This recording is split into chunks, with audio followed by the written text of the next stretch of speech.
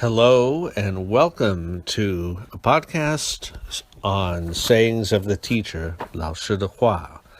I am 后学 Ma Chien. 后学 means student.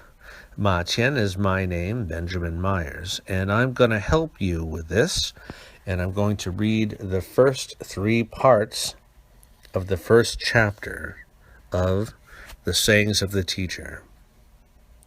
And the first chapter is called 我要.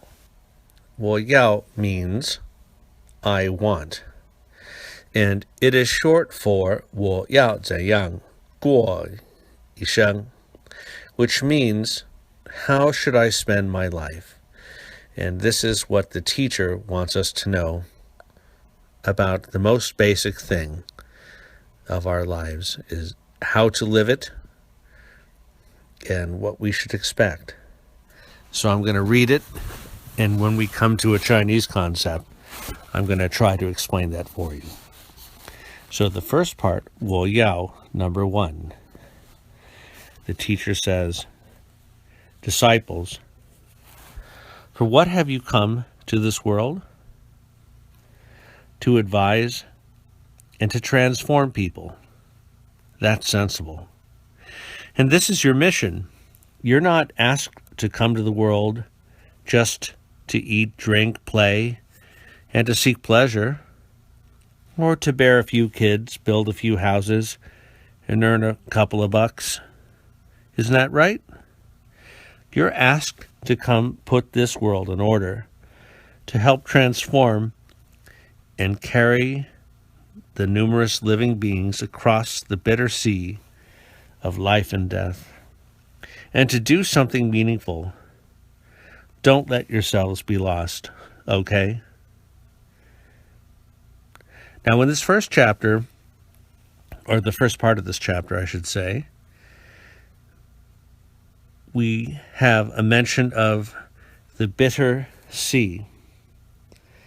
And the bitter sea is kuhai, which is the idea of life, which is difficult, although it has its pleasures, but it is something that we have to live through whether we like it or not.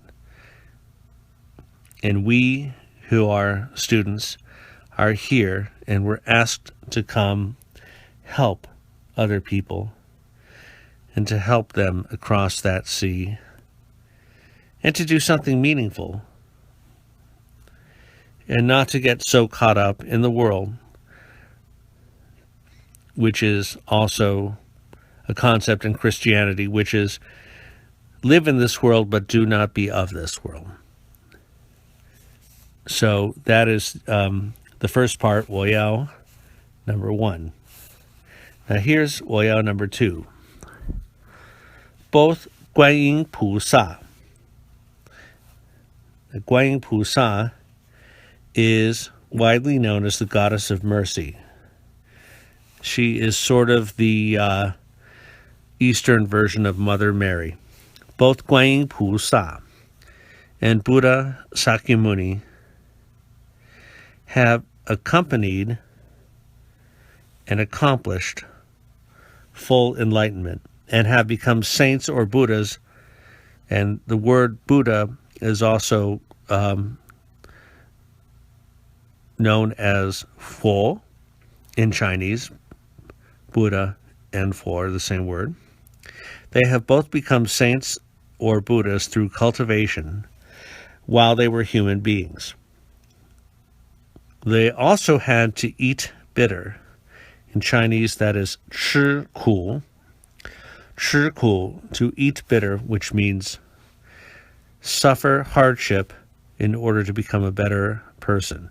So they also had to eat bitter, cultivate Tao, and then realize Tao thoroughly before they could become Buddhas or Fo. Once the human way was fulfilled perfectly, the heavenly way will therefore be accomplished naturally.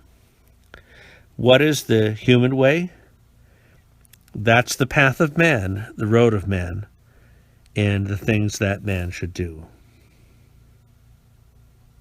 So that is number 2. And number 3 is 我要三, number 3.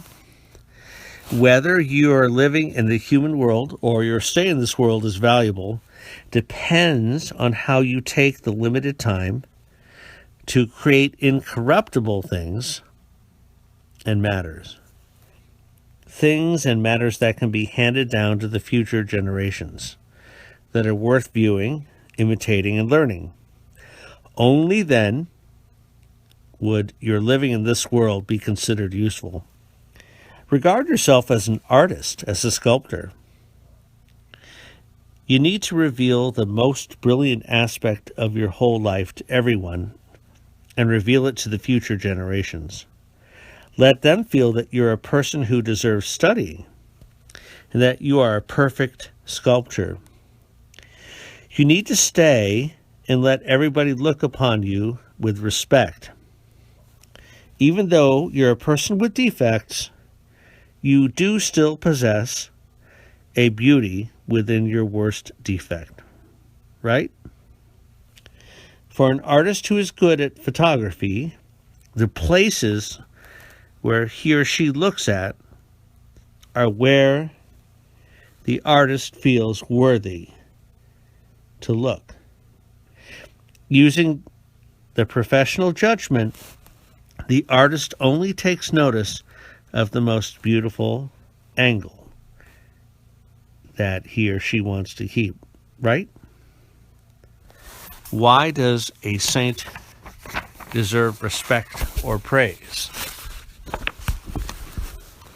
Because he has carved the most beautiful aspects from the world and kept them so that you can look at them.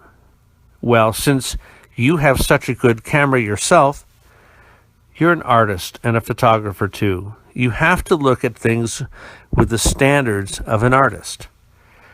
Only then would you feel that all worldly affairs are perfect and everyone is a good person.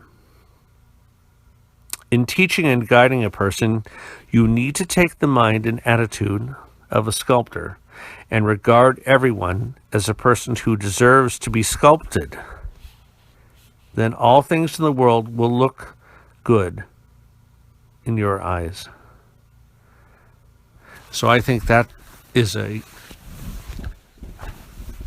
beautiful idea, in that the teacher has said to us, everyone has their defects, but if we look upon them and ourselves as a sculptor and realize, yes, we do indeed have all our defects, or as a photographer, we can either carve away those impurities or we can take the best angle when we take that photograph. And we can encourage and help each other through this bitter world, this bitter sea, this kuhai. And I think it's a really positive way to look at this, instead of just saying, oh, we know we're imperfect and we feel so horrible that we're imperfect, and please get us out of this horrible mess.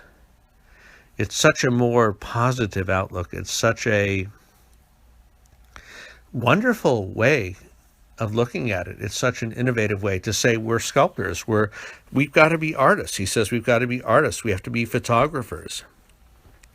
Let's take a look at this. Let's have a little fun. Let's be a little innovative. And let's see, I'm not perfect. I'm a student. We call ourselves Hoshue. We're just students.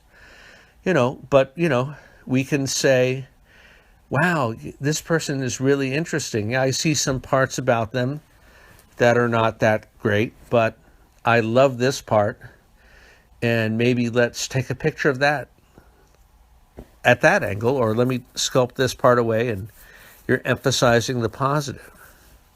And it's interesting too, to me as well, if I may say, that modern psychology talks about positive reinforcement as being the strongest way to create, I don't want to say just good behavior, but the strongest way to bring the best out of people, as opposed to punishment or positive punishment. And there's other methods of trying to shape behavior, but positive reinforcement, because it lets the person know what they're doing well, and then they feel good about that and they want to do it more. And I think what the teacher is saying here is not so much that you and I should feel like we are amazing and now we are, someone who can judge people better than they can judge themselves. No, I think he's saying that this is an opportunity for us, because it's easier for us to look at other people and notice the best in them. And we don't have to focus, according to this, we don't have to focus on the parts we don't like. We don't even have to focus on that. We just focus on those parts which are beautiful and artistic. And let's emphasize those and bring those out.